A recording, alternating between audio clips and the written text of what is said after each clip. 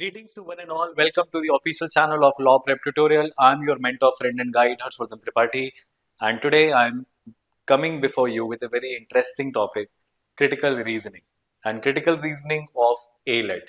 Through the lens of past year questions, we are going to figure out what is the difficulty standard of critical reasoning when it comes to ALET, how we can ace critical reasoning by solving past year questions of ALET, what are the nuances of critical reasoning when it comes to ALET examination, and whether is there any similarity with respect to critical reasoning when it is appearing in ALET or CLAT.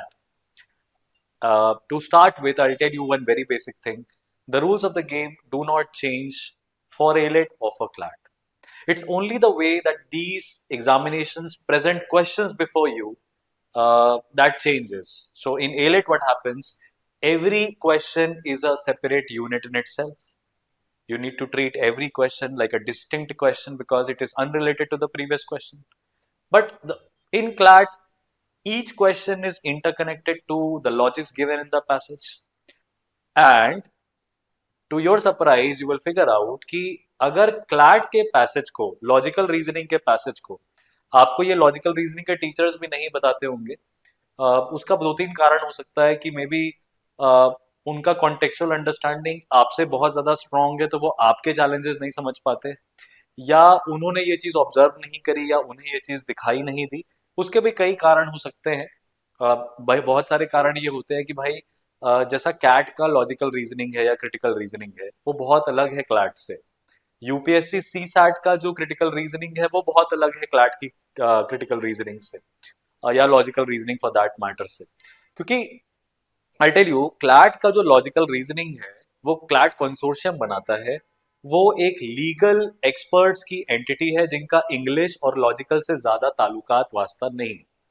तो वो जो खुद professors हैं law के, तो जो law profession में जो चीज रिक्वायर्ड है वो क्रिटिकल रीजनिंग में आपसे टेस्ट करना चाहते हैं। तो the way we solve CAT का या जी मैट का critical reasoning and the way we solve CLAT का जी मैट का critical reasoning is very very different. अब बात इतनी सी है कि क्लैट के क्रिटिकल रीजनिंग के पैसेज को आप पांच क्वेश्चंस के या पांच पार्ट्स में तोड़ सकते हैं। कैसे तोड़ सकते हैं? पांच सवाल होता है, हर सवाल एक किसी पोर्शन ऑफ द पैसेज से आ रहा है, आप वहां से तोड़ सकते हैं। ये काम आप लीगल में नहीं कर सकते, क्योंकि लीगल में ऊपर एक प्रिंसिपल दिया है, मिडिल में दिया है, लास्ट में तीनों प्रिंसिपल का एप्लीकेशन क्वेश्चन नंबर 5 पे लग रहा होगा। लेकिन क्लैट के क्रिटिकल रीजनिंग में ऐसा नहीं है। क्लैट के क्रिटिकल रीजनिंग में अगर इन्फ्रेंस का क्वेश्चन है तो पैसेज का कंटेक्स्ट इंपॉर्टेंट है, अगर कंक्लूजन है तो मे बी पैसेज का कंटेक्स्ट इंपॉर्टेंट है। लेकिन अगर आर्ग्यूमेंट बेस्ड क्वेश्चन है तो स्ट्रेंथनिंग करना है या वीकनिंग करना है किसी आर्ग्यूमेंट को, तो कभी भी जैसे हमारे मॉक्स में क्या होता है, हम लोग लिख देते हैं कि which among the following statement strengthen the particular opinion of the passage, but question में ओपिनियन मेंशन नहीं होता है। तो हमें लगता है कि यार पूरे पैसेज में जो ओपिनियन है ना, वो हमें स्ट्रेंथन या वीकन करना है। अब now that depends on the options, right, कि ऑप्शंस किस वाले ओपिनियन को लेके चल रहे हैं, तो वो फिल्टरेशन करना बड़ा मुश्किल हो जाता है। लेकिन क्लैट और एलेट के एग्जामिनेशन में अगर कोई स्ट्रेंथनिंग या वीकनिंग आर्ग्यूमेंट का क्वेश्चन आया, तो आपके सामने वो उस क्वेश्चन में वो आर्ग्यूमेंट लिख के देगा। आप समझ रहे हो बात को? तो आपको पैसेज में वो आर्ग्यूमेंट वाली लाइन ढूंढनी है, दो लाइन ऊपर उसके पढ़नी है, दो लाइन उसके नीचे पढ़नी है, अपना सेंस समझना है और स्ट्रेंथन या वीकन करना है। तो ऐसा नहीं है कि एलेट का क्रिटिकल रीजनिंग और क्लैट का क्रिटिकल रीजनिंग आपस में तारतम्यता या सिमिलैरिटी नहीं रखते, दे डू कीप दैट। लेकिन हाँ, एलेट और क्लैट का लॉजिकल रीजनिंग को अगर आप कैट के लॉजिक से करेंगे तो आपके नंबर नहीं आएंगे। अगर आप बात बात पे एक ही ट्रिक अपनाते हैं, ये एक्सट्रीम ऑप्शन है, ऑल है, टू मच है, मोस्ट है, ये एक्सट्रीम ऑप्शंस हैं, तो ये कभी काम करेंगे क्लैट में, कभी काम नहीं करेंगे। अगर आपका ये लॉजिक लगता है कि भाई आउट इन्फ्रेंस है, out of the context of the passage जा रहा है, या वीकनिंग है वो out of the context of the passage जा रहा है, या एजम्पशन है वो out of the context of the passage जा रहा है, जो कि कैट के पैसेजेस में नहीं होता है, लेकिन क्लैट में आउट ऑफ द कॉन्टेक्स्ट जाना पड़ता है, क्योंकि आउट ऑफ द पैसेज जाना पड़ता है, क्योंकि पैसेज हो सकता हो इंडियन इकोनॉमी के ऊपर हो, लेकिन उसका इन्फ्रेंस जो है वो इंडिया के you can say manufacturing sector पे हो सकता है, या इंडिया के डिप्लोमेटिक रिलेशंस पे हो सकता है। तो हमें ये चेक करना है कि भाई क्लैट का या एलेट का जो क्रिटिकल रीजनिंग का पोर्शन है, अगर वो कोई करंट अफेयर्स का टॉपिक है, अगर वो कोई इंटरनेशनल न्यूज या इंटरनेशनल पॉइंट ऑफ कंसर्न है तो हम उसमें अपना दिमाग यूज करके लॉजिकल आंसर चूज कर सकते हैं। लेकिन ये चीज आप कैट, जीमैट, यूपीएससी, सीसैट में नहीं कर सकते। You have to stay within the passage and that is not the rule in ALET and CLAT. In ALET and CLAT, sometimes, let me tell you, sometimes you can even solve the questions without having to look into the passage or without having to understand line by line.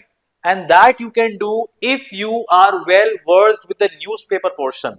So with ALET 2025, some of the questions, what I am going to specifically point out to you is that how ALET critical reasoning is very, very easy, very, very doable, and you need not fear yourself from it. At the end of the day, there is a myth that legal does not appear in ALET. It is not the case, my friend. Legal does appear in ALET. 4, 5, 6 questions at max. They give it in the sense of logical reasoning. The point of the matter is that law is logic. Law is logic. And logic, if you apply, you will reach to the right answer. If you use legal logic, you will also reach to the right answer of ALET. So if there are passages on constitution, if there are passages on crime, if there are questions on some legal area like POCSO, Juvenile Justice Act, Domestic Violence Act, you need to choose a legal answer and not a logical one. Because either way you go, you'll reach to the right answer. Now, having said that, today, this is the series that we have started with respect to ALET past year questions, analysis and everything. So what are we going to do right now is कि भाई कुछ questions देख लेते हैं, समझ लेते हैं कि कैसे कैसे सवाल आए हैं, और इस सीरीज को कंटिन्यू करते रहेंगे जिसमें आपको पता चलता रहेगा कि कैसे क्रैक कर सकते हैं हम ALET का क्वेश्चन। और हमें बहुत ध्यान से एक एक लाइन को पॉज करके पढ़ना है, ठीक है। तो सबसे पहले यहाँ पे हमारे पास एक क्वेश्चन नंबर 87 है, and I am just trying to figure out कि यहाँ का पेन कैसे ओपन होगा। हाँ ठीक है, यहाँ पे लिखा है a consumer advocacy group published a report accusing Alpha Electronics company of producing faulty products. एक कंज्यूमर का ग्रुप है, फॉल्टी प्रोडक्ट्स बनाने वाली कंपनी है, उसके लिए उन्होंने एक रिपोर्ट पब्लिश करी है। Producing faulty products, misleading advertising and failing to provide adequate customer service. 3 things they are unable to do. गलत एडवर्टीजमेंट दे रहे हैं, खराब प्रोडक्ट बना रहे हैं और एडिक्वेट कस्टमर सर्विस नहीं दे पा रहे हैं। The report presented various customer testimonials and product reviews as evidence of these issues. Evidence की तरह से क्या है, 2 चीजें, प्रोडक्ट रिव्यूज, भाई पहले इस्तेमाल करें फिर विश्वास करें, तो कस्टमर क्या कह रहा है, दूसरा क्या है, टेस्टिमोनियल्स, कस्टमर के testimonials. Which of the following assumptions, if true, most strengthen the advocacy group's claim? यानी आपको कंपनी को खत्म करना है, कंपनी को खत्म करना है, कंपनी को खत्म करना है मतलब कि हाँ भाई फॉल्टी एडवर्टीजमेंट्स, फॉल्टी प्रोडक्ट्स और फॉल्स एडवर्टीजमेंट जो ये एलिगेशन लगा रहे हैं, क्या अपनी रिपोर्ट में जो ये एलिगेशन लगा रहे हैं, हमें इस पॉइंट को क्या करना है, एक तरीके से स्ट्रॉन्ग करना है। कह रहा है ना, which are the following assumptions if true वो strengthen the advocacy। तो ये आर्ग्यूमेंट बेस्ड क्वेश्चन नहीं है, ये assumption बेस्ड क्वेश्चन है। और assumption में हमेशा वो लॉजिक क्या चलता है कि भाई कोई अगर हम assumption को सच मानेंगे तो ये स्टेटमेंट सच होगा, मतलब इनमें से जिसको हम सच मान लें तो हमारा ये स्टेटमेंट सच हो जाएगा। अब कंज्यूमर एडवोकेसी ग्रुप क्या कह रहा है कि तुम गलत प्रोडक्ट बनाते हो, तुम गलत रिपोर्ट, तुम गलत एडवर्टीजमेंट करते हो, अब अपने कस्टमर से ही पूछ लो। तो एडवोकेसी ग्रुप ने ये रिपोर्ट क्या सोच के प्रिपेयर करी कि भाई दिख रहा है सामने से, प्रत्यक्ष रूप से दिखाई दे रहा है कि ये गलत काम करते हैं, तो हम इस पे रिपोर्ट बनाएंगे। और अगर कस्टमर, अगर इसकी रिपोर्ट सही है, इसकी रिपोर्ट सही है, तो ऐसा क्या चीज है जो हमें एडवोकेसी ग्रुप की रिपोर्ट को जस्टिफाई करते हुए दिखाई दे रहा है। अब हम ऑप्शन बाय ऑप्शन चलते हैं। अल्फा के कॉम्पिटिटर्स ने लार्जर प्रॉफिट्स बना लिए in the immediately previous year. देखो कंपनी का प्रॉफिट अगर किसी कंपनी का, सिंपल सी बात है, कंपनी का प्रॉफिट ज्यादा है या कम है, क्या इस बेसिस पे डिसाइड होता है कि कंपनी सही काम कर रही है कि गलत काम कर रही है? आप लॉजिक सोच के बताइए भाई। हो सकता है कि टाटा ज्यादा प्रॉफिटेबल, सॉरी, कम प्रॉफिट बना पा रही है मारुति सुजुकी कार्स से, लेकिन टाटा की कार्स ज्यादा सेफ है in comparison to Maruti Suzuki cars. तो क्या प्रॉफिट क्राइटेरिया होता है कंपनी की एफिशिएंसी का, प्रोडक्ट की एफिशिएंसी का, या कंज्यूमर रिएक्शन का? नहीं। मुनाफे वाली कंपनियां अच्छा काम कर रही हो, मुनाफा कमा रही हो, ये बात में कोई रिलेशन नहीं है। तो ये assumption is unrelated to the, you can say, points mentioned in the situation, so we cannot go with this. Alpha had recently changed its advertising strategy. Alpha has changed its advertising strategy to highlight customer satisfaction more prominently. Now this is against the advocacy group. This is against what the advocacy group is doing. Customer, जो advocacy group है ना, जो 12 बजा रहा है company की, ये उसके खिलाफ जा रहा है, क्योंकि अल्फा ने क्या कर दिया अपनी एडवर्टाइजिंग स्ट्रेटजी में, आजकल कस्टमर संतुष्टि वाले जो रील्स हैं वो ज्यादा डाल रहे हैं या इंडिकेट कर रहे हैं। तो गोइंग अगेंस्ट हमें क्या करना है? स्ट्रेंथन करना है। तो ये ऑप्शन भी eliminated. Alpha was recently fined by a regulatory body for not complying with consumer protection standards. It is directly the real reason. It is directly the reason कि क्यों रिपोर्ट बनानी पड़ी। क्यों रिपोर्ट बनानी पड़ी? क्योंकि ऑलरेडी रेगुलेटरी ग्रुप ने या सरकार ने उन पे फाइन मारा हुआ है। किस पे? अल्फा कंपनी पे। तुम गलत फर्जी काम करते हो। तो ये वाला ऑप्शन जब हम चूज करेंगे ना, क्या कि तुम गलत काम करते हो इसलिए तुम पे फाइन मारा हुआ, इसलिए हमको रिपोर्ट बनानी पड़ी, तो कहीं ना कहीं एडवोकेसी ग्रुप की बात को ये क्या दे रहा है? स्ट्रेंथ दे रहा है। नहीं दे रहा है? दे रहा है। Alpha recently appointed a new CEO. जैसे लार्जर प्रॉफिट और नया सीईओ दोनों ही अनरिलेटेड टू द कॉन्टेक्स्ट है, इसीलिए एलिमिनेटेड है। बड़ा सिंपल सा था ये तो लॉजिक। यानी हमें इतना समझना है कि भाई क्वेश्चन क्या पूछा है। क्वेश्चन बोल रहा है ऐसा एजम्पशन बताइए जो एडवोकेसी ग्रुप को स्ट्रेंथन करे। अगर हमें ऐसा ऑप्शन चूज करना होता जो कि एडवोकेसी ग्रुप को वीकन करे, तो हम क्या चूज करते? हम बी पे फिर भी मार्क कर लेते। हम बी पे फिर भी मार्क कर सकते थे, वीकन पूछता तो। हमें स्ट्रेंथन करना था तो हम एग्जैक्टली आंसर क्या मार्क करेंगे? सी मार्क करेंगे। इसीलिए इसका आंसर जो है वो सी है। अब क्या लॉजिक यूज किया है, किस तरीके से इस रैशनल पे पहुंचे हैं, तो जो पॉइंट्स मैंने आपको बताए हैं वो पॉइंट्स जो हैं वो यहाँ पे आपको लिखेंगे, राइट? ठीक है। This is a week support. Okay, Alpha it recently change shows Alpha is focusing on advertising but does not prove the misleading और poor quality claim. Okay, it does not prove or disprove that, and that is why answer will be C. It is also leadership change does not prove why past accusations are true, and that is why you are eliminated. तो ये होता है एकदम पक्का logic. पक्का logic भाई, पक्का logic पढ़ने में नहीं पढ़ा समझ में आता है या प्रैक्टिस करने में नहीं समझ आता, तभी तो लॉजिकल रीजनिंग में मार्क्स नहीं बढ़ रहा। लेकिन मैंने जो लॉजिक यूज किया वो एकदम बेसिक दिहाड़ी, कहते ना, एक ले मैन कैसे यूज करेगा अपने लॉजिक को, इंग्लिश समझने वाले को कैसे समझना चाहिए इन सारी चीजों को, वैसे लॉजिक यूज करके हम आपको बताना चाह रहे हैं कि एलेट का critical reasoning is very very easy. It's much simpler than what you see in CLAT, and you can do it in very simple. बात आपको बस ये 3 स्टेटमेंट्स तोड़ने आना चाहिए। इसी की तरीके से हमारे पास नेक्स्ट कुछ पॉइंट्स हैं। जैसे एक assumption, एक अनस्टेटेड प्रेमाइस होता है that must be true for the argument conclusion to logically follow. अगर आपने करेक्ट assumption को काट दिया तो आपका आर्ग्यूमेंट खत्म हो जाएगा। So for the argument to be true, assumption must be true. This is the trick. तो हम क्या करते हैं? How do we use it? How do we use it in questions? So we say, for this argument to be true, this statement must be true. So A is not true, B is not true, D is not true. And that is how you reach to the right assumption. Followed by this, you need to identify certain things while you are solving assumption based questions.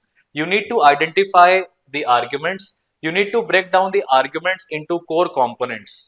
Premise is the fact or the evidence which are presented. Conclusion is the claim और opinion based on the premise. So जो भी conclusion होगा वो fact based information पे होगा. Conclusion you can not cut it away from premise. And the last is assumption, the missing link that connects the premise to the conclusion. So premise is all factual, conclusion can be opinionated, but the opinions must be must be based on facts. The opinion must be based on facts. Always remember this. The opinion of the conclusion must be based on facts. So only those opinions will be right which relate to the factual information given in the passage. Moving to the next part, this is the next question that we have. This is the next question that we have before us. In scientific inquiry, the hypothesis is a testable statement. Scientific inquiry करते time पे जो आप hypothesis बनाते हो वो एक testable statement होता है that predicts the relationship between variables. According to the scientific method, validity of a hypothesis is determined by its ability to withstand empirical testing. Empirical testing मतलब evidence based testing and produce consistent results. Critics of this approach, किस approach? Empirical approach in hypothesis argue that relying solely on the data can lead to the neglect of theoretical frameworks that provide context for an understanding phenomena. So in scientific inquiry, how to figure this out that hypothesis क्या हो सकती है?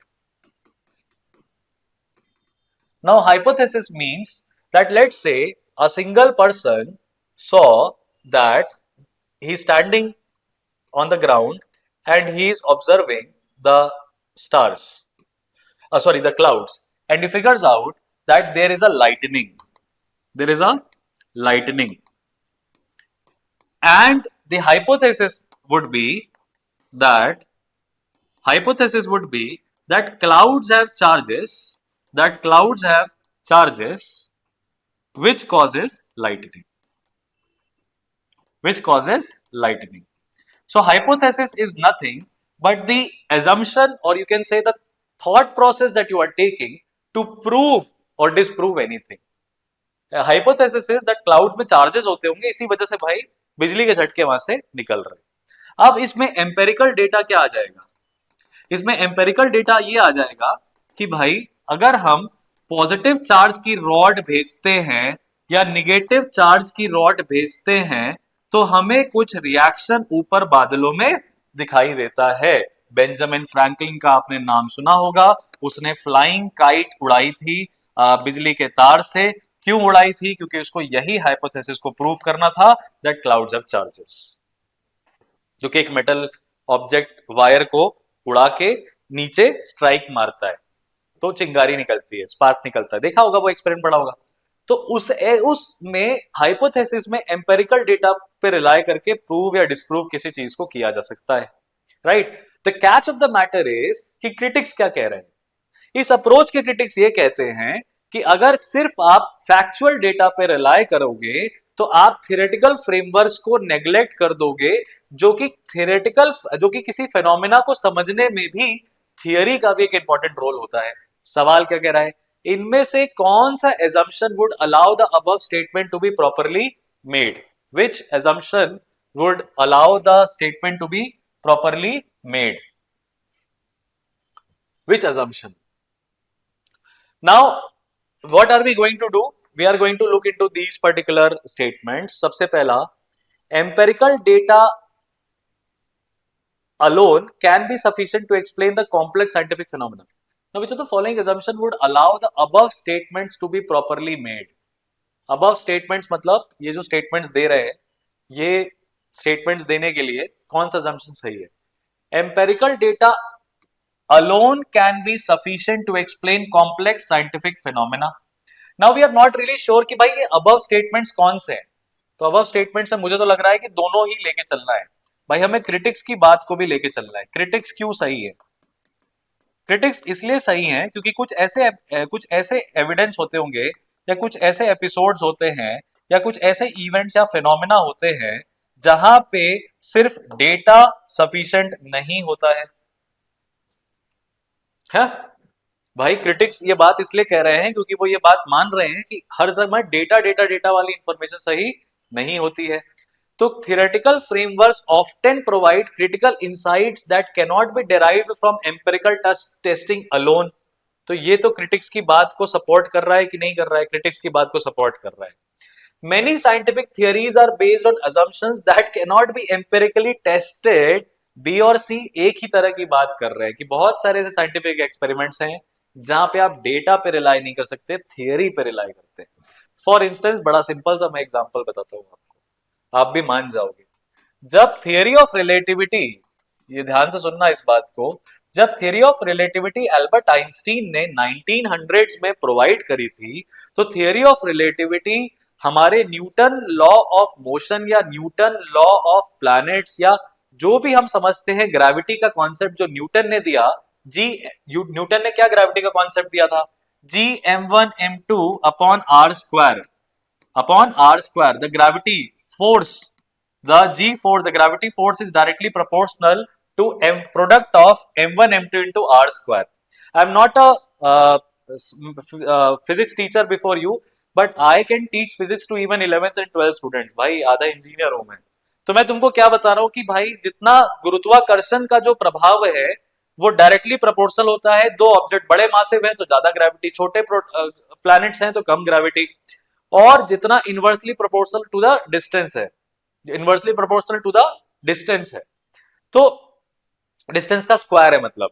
अब ये है Newton का formula जो कि अभी तक लग रहा था हर जगह पे, लेकिन आइंस्टीन ने कुछ ऐसी चीजें थियरी ऑफ रिलेटिविटी में बताई जिसमें ये बोला उसने, भाई न्यूटन के हिसाब से ग्रेविटी इंस्टेंटेनियसली, अगर दो बड़ी ऑब्जेक्ट्स आ रहे हैं तो आपको पेट में गुदगुदी महसूस होगी क्योंकि आपको ग्रेविटेशनल पुल जो है महसूस हो रहा है। तो न्यूटन ये कहता है कि gravity travels at the same speed at which the light travels, but Newton theory of relativity light को समझने के बाद आई कि light is not only a wave, it is also behaving as particle sometimes, and light से ज्यादा तेज कुछ नहीं चल सकता, 3 into 10 to the power 8 metre पर सेकेंड की स्पीड से ज्यादा कुछ नहीं चल सकता, विच मीन्स लाइट पहले पहुंच जाएगी, ग्रेविटी का इफेक्ट कम देर पहुंचेगा। But the point is that there are enough scientific missions sent that gives weight to Newton's का formula, but there is no scientific evidence to prove E is equal to mc square. That mass, if traveling at the speed of light, will convert into energy format, यानी एक particle energy या wave की तरह चलने लगेगा अगर वो speed of light पे जा रहा है तो। कोई एविडेंस नहीं है, फिर भी मानते हैं, मानते हैं, बहुत सारा एविडेंस है, फिर भी थियरी से डिस्क्रेडिट हो रहा है, वैसा सवाल है। इसका मतलब ये है कि general understanding of things can also help you in critical reasoning, but I am not here to tell you that, I am here to tell you the way to sort it out, and that is why इस question का answer without saying दोनों both B and C सही होगा। And इसको screenshot ले लीजिएगा आप, this is the logic that is given here, so you can read it the way you have understood it. The point is, I am not a critical reasoning ka you can say master blaster, but yes, jack of all will take you far. You know, I say this to my students that jack of all will give you all, master of one can only give you one, jack of all will give you everything, right? Logical, English, maths, GK, legal, वो सब का थोड़ा थोड़ा आपको मिल जाएगा, थोड़ा थोड़ा आप जैक ऑफ ऑल बन जाइए, फ्लैट में 85 मार्क्स आ जाएगा, एनएलयू मिल जाएगा, आप मास्टर ऑफ वन बनते रहिए, लीगल जीके या मैथ्स करते रहिए, आप क्या कर पाएंगे इस एग्जामिनेशन में? You need to be jack of all, right? So that's me. So catch is that how we can solve it without being an expert in critical reasoning by using all of these logics. Okay, now coming to the next 89th question. Now this seems to be a bit lengthy one, however it is basically talking about a day-to-day activity or a day-to-day thing that we continuously see in the news, whether work from home is better or office is better. What is better? What do you think is better? Whether work from home is better or office is better. Now general understanding explains this to us that work from home is better for pregnant female, Work from home is better for mother of 2 or 3 year old kid. Work for home is better for a worker who is very talented, but is living in a remote area. He cannot leave his family, yet he wants to work in some top-notch company, and he has all the skill set and qualifications. So it is better for him. Work from home also is better for those candidates who want that kind of professional personal balance. But when it comes to efficiency, when it comes to delivering the work on time, when it comes to the performance of a particular company, when it comes to certain things like teaching, it has to be done in an offline format. Like sales work, it has to be done in an offline format. Anything that involves interpersonal relationship has to be done in an offline format. Online cannot be the substitute for each and everything. So both have their advantages as well as their disadvantages. Now it matters as to what lens we are looking through it to figure out whether WFH is better than office work and everything. And look at the common thing between CLAT and ALET.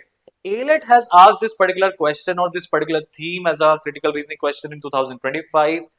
CLAT has given that in 2021.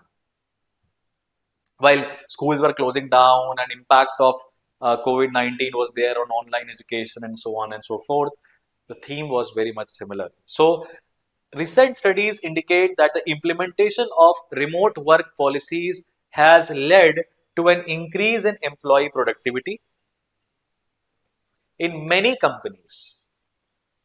बहुत सारी companies में employees ज्यादा productive हो गए हैं because of remote work policies, क्योंकि उनको उनकी मे बी बीवी बच्चों का प्यार मिल जा रहा है और उनका मन खुश है, काम ज्यादा कर रहे हैं. Factors contributing to this trend include travel time कम हो रहा है, फ्लेक्सिबिलिटी वर्क आवर्स में मिल रही है और पर्सनलाइज्ड वर्क एनवायरनमेंट अपने हिसाब से बना पा रहे हैं. ठीक है. हाउएवर, बशर्त फिर भी the studies also note that employees who work remotely may experience feeling of isolation and disconnection from their colleagues. अकेले काम करेंगे तो भाई कोई बात करने वाला नहीं है. Which could impact team cohesion and communication. यानी टीम वर्क फ्रॉम होम से नहीं हो सकता. Team spirit work from home से नहीं हो सकती. वर्क फ्रॉम होम से एफिशिएंसी बढ़ रही है, संतुष्टि बढ़ रही है, लेकिन आइसोलेशन भी क्या है, बढ़ रहा है. Companies that have adopted remote work policies अब कर रही हैं कंसीडर टू कंटिन्यू करें, मॉडिफाई करें या वापस इन ऑफिस वर्क अरेंजमेंट्स में आ जाए. और ये वापस होगा ही होगा भाई. ऑनलाइन ऑनलाइन सब खत्म हो जाएगा कुछ समय के बाद. ऑनलाइन पढ़ने से या ऑनलाइन यूट्यूब में पढ़ने से सिलेक्शन होता है क्या? नहीं होता है सर. आप गलत कोचिंग ज्वाइन कर लियो इसलिए तो आप हमारा यूट्यूब चैनल देख रहे हो, या आपका कोई टीचर फेवरेट है, वीडियो डालता है तो आप उसकी वीडियोस देखते हो. भाई यूट्यूब से कौन पढ़ाई करता है? यूट्यूब से तो बोर्ड्स की पढ़ाई भले ही कर ली आपने, लेकिन कोचिंग कोचिंग होती है ना. मतलब भाई ऑफलाइन क्लासेस का कोई सब्सटीट्यूट नहीं है. ठीक है. मैंने भी ऑनलाइन फॉर्मेट पे बहुत कुछ पढ़ाया है, लेकिन जब मैं अपनी बात करूँ तो I am more efficient in online mode then in offline mode. Online mode में मैं सिर्फ पढ़ाता हूँ, देयर इज नो डिस्ट्रैक्शन, अपने एक कंटेंट ओरिएंटेड बात. ऑफलाइन मोड में बहुत हंसी मजाक भी होता है, बहुत सारे बच्चों, क्योंकि मैं स्टूडेंट का दोस्त हूँ, मैं उनका टीचर कम हूँ, मैं उनका दोस्त ज्यादा हूँ, तो वो मुझे सब वो कंफर्ट. लेकिन फिर भी मैं आपको ये बता रहा हूँ कि ऑफलाइन मोड की बात अलग होती है. बिकॉज आप सोचो ना कि आप 50 बच्चों के बीच में बैठे हो, आपके जैसे ही बच्चे हैं, आपका आंसर नहीं बन रहा, उनका बन रहा है, तो आप सेल्फ डाउट करने लगते हो. ऑनलाइन मोड में क्या होता है कि everything is focusing on me. भाई मुझे बताओ कि मेरा आंसर क्यों नहीं आ रहा, जबकि सबका आंसर आ गया है, आप भी का नहीं आ रहा. लेकिन ऑनलाइन में सेल्फ इंपॉर्टेंस बहुत होती है बच्चे की. क्लास में आता है, चुप हो जाता है, कहता है भाई सबका आ गया, मेरा नहीं आया, मुझे में कुछ फॉल्ट है. So obviously this entire theme will change, right? WFH will cannot become the norm. However, the question is, इनमें से कौन सा कंक्लूजन निकाला जा सकता है ऊपर वाली बात से? क्या कंक्लूजन? बड़ा सिंपल डायरेक्ट क्वेश्चन है. Remote work policies are universally beneficial for all companies and employees. अगर यूनिवर्सली बेनिफिशियल होती ही सही तो रिवर्स क्यों करने का सोच रही होती कंपनीज? अब इसमें आप लॉजिक क्या लगाओगे? बोलोगे सर all companies लिखा हुआ है, extreme option है sir, let me eliminate it. No, you can't do that. You need to understand the logic of the passage. All companies देखा उड़ा दिया, ऐसा नहीं करना ग्लैड में दोस्त, it doesn't work. Remote work policies are universally beneficial for all companies and employees. If they were so beneficial, why would the company want to shift back? Why would they want to modify?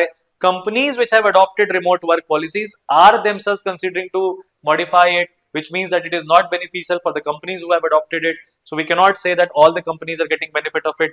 The increase in productivity from remote work is solely due to employees' ability to create personalized work environment.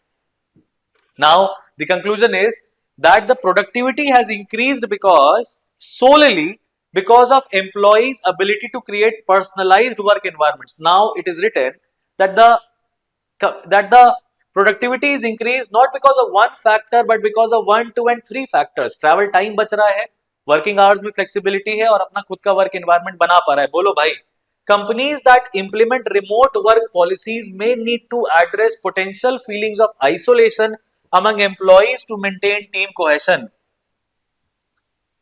Companies are seeking to continue, modify और return. 3 options हैं भाई. क्यों क्यों? क्योंकि ऐसा हो सकता है कि बंदा टीम स्पिरिट पे काम नहीं कर पा रहा, या ऐसा हो सकता है कि बंदा अकेला फील कर रहा है और छोड़ रहा है, सर मेरे को कंपनी में अकेला फील होता है सर, मैं छोड़ रहा हूं ये काम. तो अब कंपनी सोच रही है, अगर कंपनी ने ऐसा कुछ जुगाड़ निकाल लिया, क्या जुगाड़ निकाल लिया कि भाई वो एम्प्लॉय को अकेला एकांत मिले पर अकेला ना फील हो और वो टीम स्पिरिट में काम कर पाए, तो सारा दर्द का इलाज हो जाएगा. तो ऐसा मॉडिफिकेशन करना चाहिए. Traditional in office work arrangements are more effective in promoting team communication and collaboration than remote work. Traditional in-office work arrangements are more effective in promoting team communication and collaboration than remote work. Team spirit ज्यादा होती है, team spirit ज्यादा होती है offline में, ऐसा कह रहा है ऑप्शन डी. और सी कह रहा है कि जहां पे रिमोट वर्क पॉलिसीज हैं, जहां पे रिमोट वर्क पॉलिसीज हैं, उनको क्या करना है, उनको जो दिक्कतें हैं, जो चैलेंजेस हैं,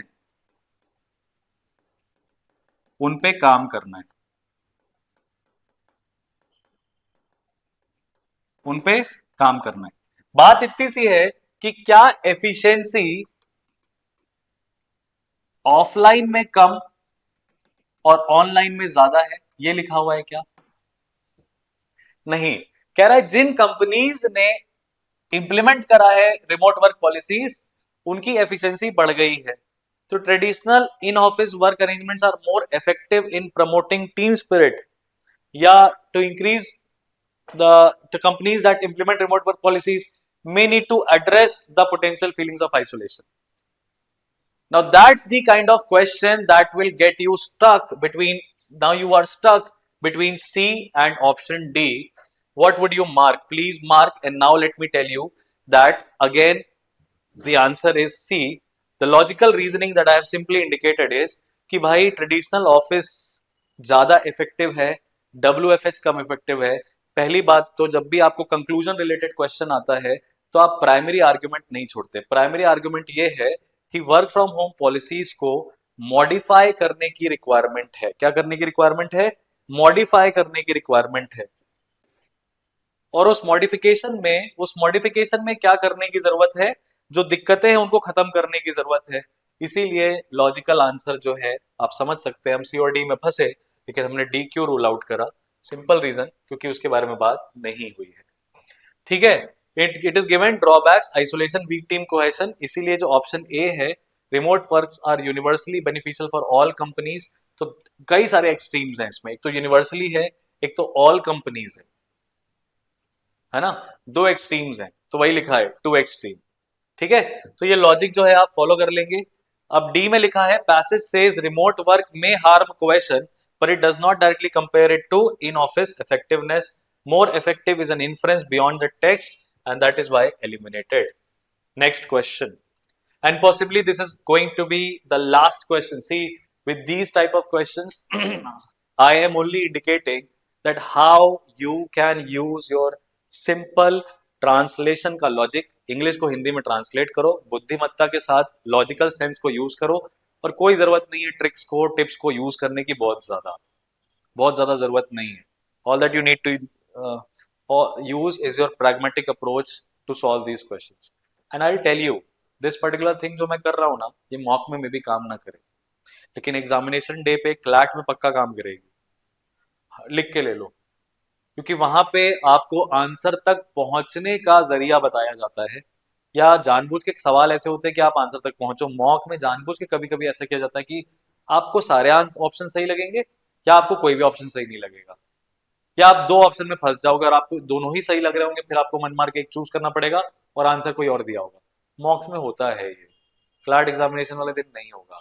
क्लैट के पेपर में लॉजिकल रीजनिंग में डाउट आज तक नहीं हुआ, लॉजिकल रीजनिंग के क्वेश्चंस को आज तक चैलेंज नहीं किया गया, only because last year analytical reasoning में टेबल्स वाला क्वेश्चन था, तो प्लेसमेंट उसमें 3 लोगों की सही नहीं थी, तो हमें आंसर 3 क्वेश्चंस के नहीं मिल पा रहे थे, इसलिए वो चैलेंज हुआ, हट गया वो क्वेश्चन. राइट, तो बड़ा, और एलेट में तो वैसे भी चैलेंज कर ही नहीं पाता कोई, क्योंकि एलेट सही तरीके का पेपर बनाता है, उसमें ज्यादा ऊंच नीच नहीं होती हमारी, लेकिन फिर भी उसमें भी एक आध क्वेश्चन वो हटाते हैं.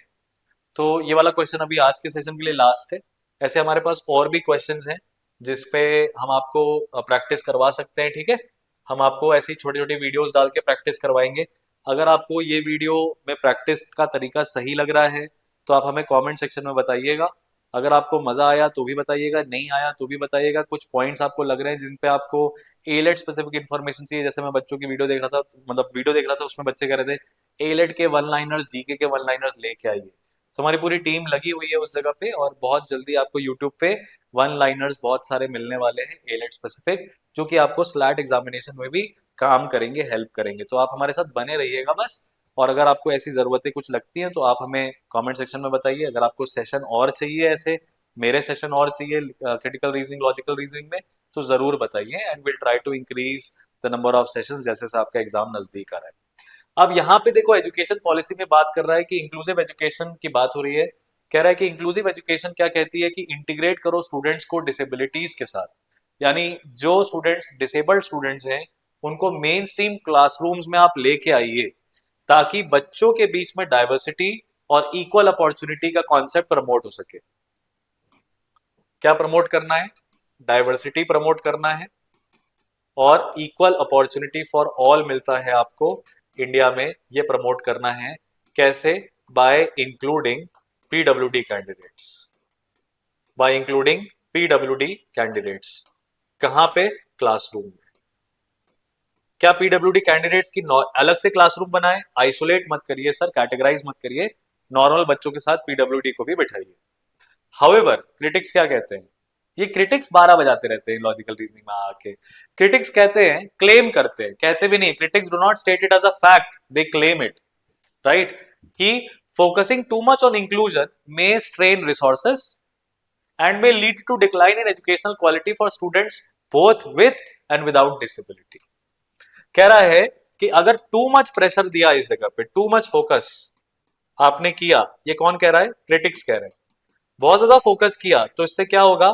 आपका जो क्वालिटी है, एडू क्वालिटी, वो क्या हो जाएगा? सभी के लिए कम हो जाएगा. और एजुकेशन क्वालिटी, और कह रहा है स्ट्रेस डालेगा रिसोर्सेस पे.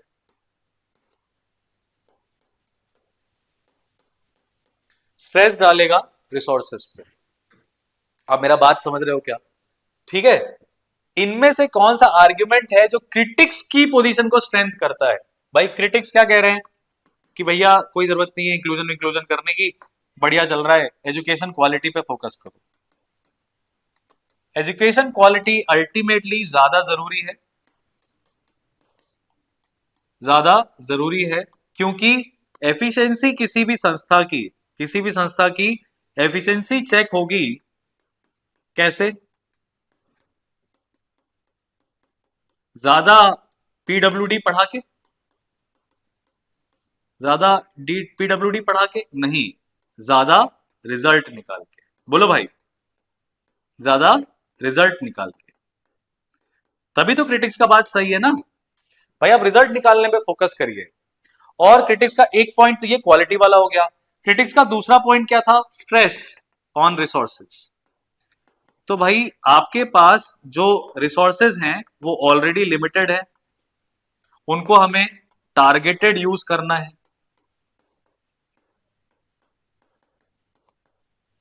रिसोर्सेज हमारे पास ऑलरेडी लिमिटेड है, उनका हमें टारगेटेड यूज करना है। या या पीडब्ल्यूडी को केटर करने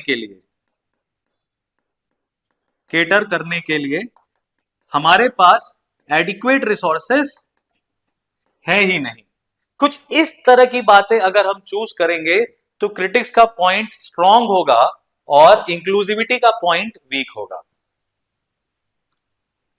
drawing all of these things before you read options while you practice questions ना, तो हिंदी में ट्रांसलेट करके ऐसे लॉजिक्स बनाया करो पहले, अब ऑप्शंस पढ़ेंगे।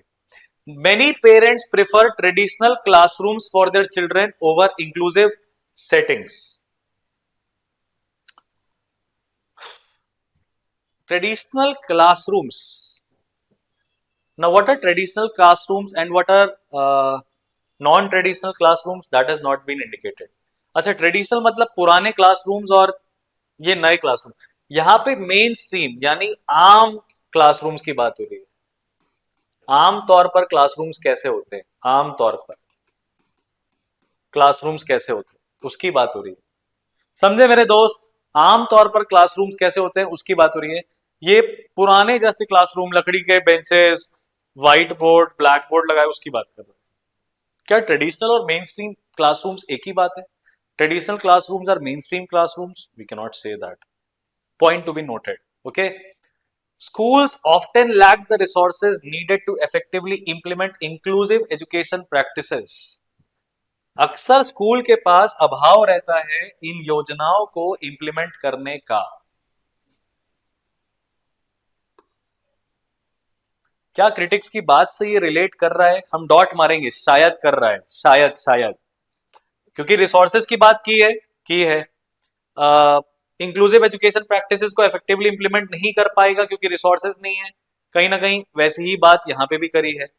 Academic performance of students without disability is negatively impacted by inclusive classrooms.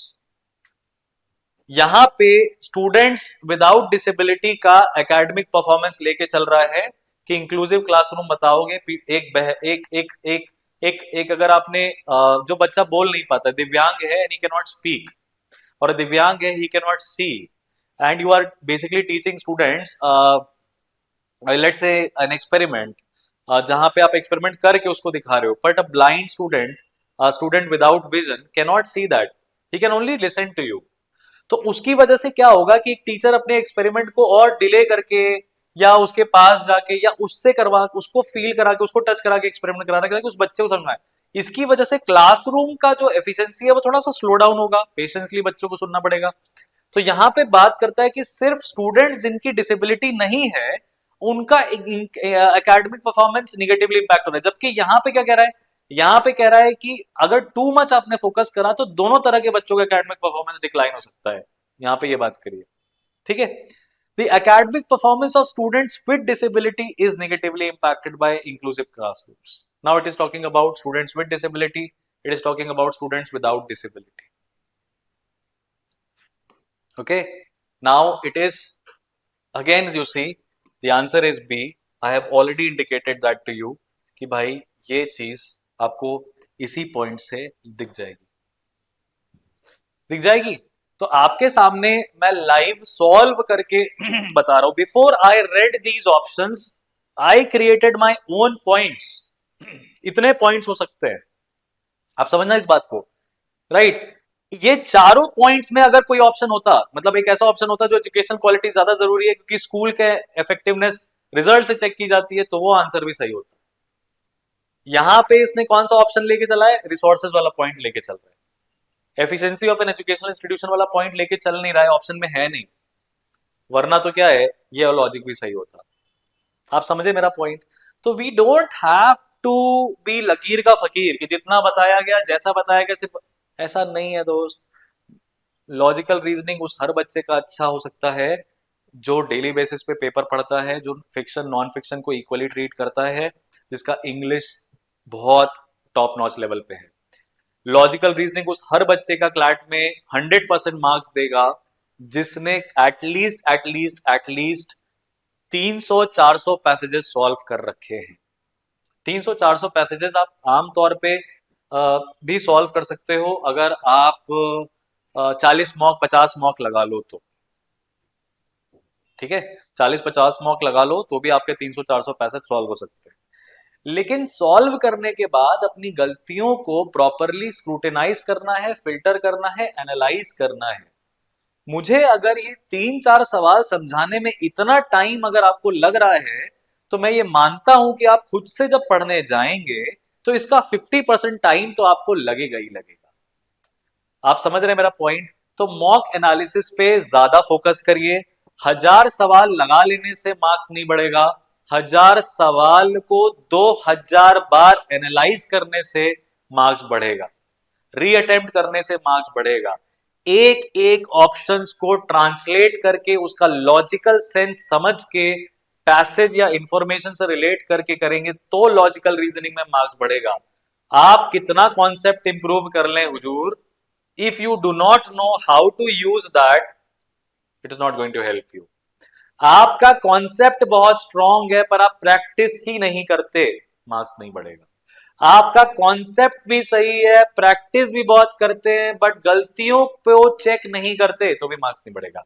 आप प्रैक्टिस भी करते हैं, एनालिसिस भी करते हैं, आपके कॉन्सेप्ट भी बहुत क्लियर है, but you do not do it daily, तब भी मार्क्स नहीं बढ़ेगा।